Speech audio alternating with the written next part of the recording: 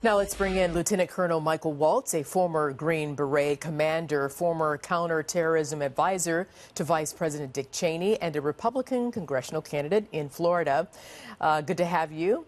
Thanks, Arthel. Okay, so listen, we're certainly not beating a war drum here, but when you have the Homeland Security and counterterrorism advisor telling the president that an attack on Syria is not off the table, we bring in military experts like you for analysis. Yeah. So is a military maneuver the only response at this point?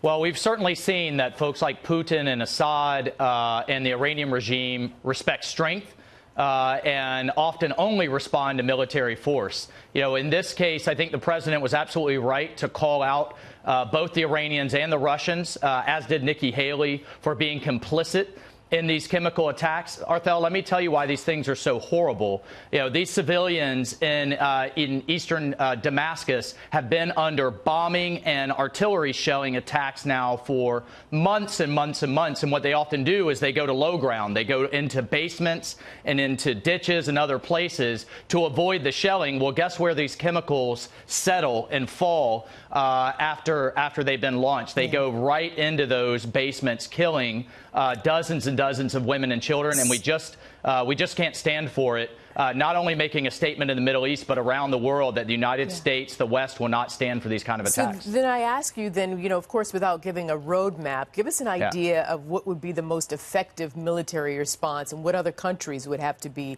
engaged in order for it to be successful. Well, the key here is, you know, now that the Russians have stationed their Air Force and their units into Syria, is avoiding that escalation, is making a statement if we do move to the military option, as we did a year ago, and taking down Assad's capabilities, which I think we can do. We can parse out from the Russians. They are primarily located on an air base and then on a Navy base. Its only base in the Mediterranean in Tartus. So we need to separate the Syrian regime from the Russian capabilities. We can take those out with standoff weapons, and we can certainly make a statement of the Assad regime, both with long-range cruise missiles from submarines, from surface ships, and from aircraft. And how easy would it be to separate the Russians from the Syrians? And would this draw the U.S. into an unintended conflict with Russia? Well, I think you have to look at the downside. You know, of course, there can be an escalation there, but Putin is playing a very weak hand. I would not be too concerned with too much of an escalation there. He does not have very strong military capability, has a very weak economy, and he's essentially been blustering, particularly under the Obama administration, for the last 8 years. So that is always a concern, but I would not let that outweigh the downside of doing nothing here and letting these war crimes continue.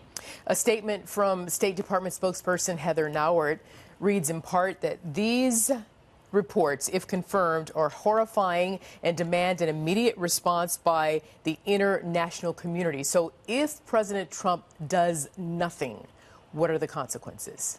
Well, the consequences are Assad is going to continue these types of atrocities, backed by both Russia and Iran. You're going to have and continue to have a major Iranian buildup just over the border with Israel. You continue to have groups like Hezbollah continue to gain ground, to gain more and more sophisticated weapons, and you allow, you know, the United States has to lead, and when we leave a vacuum, bad actors fill it. The United States is the leader of the free world. We have a relatively small presence there, less than 2,000 troops, to not only keep ISIS from returning, but preventing the entire region from exploding again and going back to where you have massive refugee flows into Europe, destabilizing Europe, that ISIS then infiltrates and uses to attack America. Oh, quickly, I've got 30 seconds here, but did you tell me, because we've got some 2,000 troops left there in Syria, would the airstrikes and the suggestion that you just posed earlier, would that involve our troops on the ground there? So those troops are farther east where the ISIS enclaves are and where the Kurds are located. It should not. However, we do have to think about retaliation against those troops. We had to think about that when President Trump ordered this a year ago, but the Russians wouldn't dare. They tried to send their own mercenaries into those areas a few months ago, and they walked away with a huge bloody nose where we killed over 400 Russian mercenaries. Colonel Waltz, I leave it there. All right. and thank you for your service.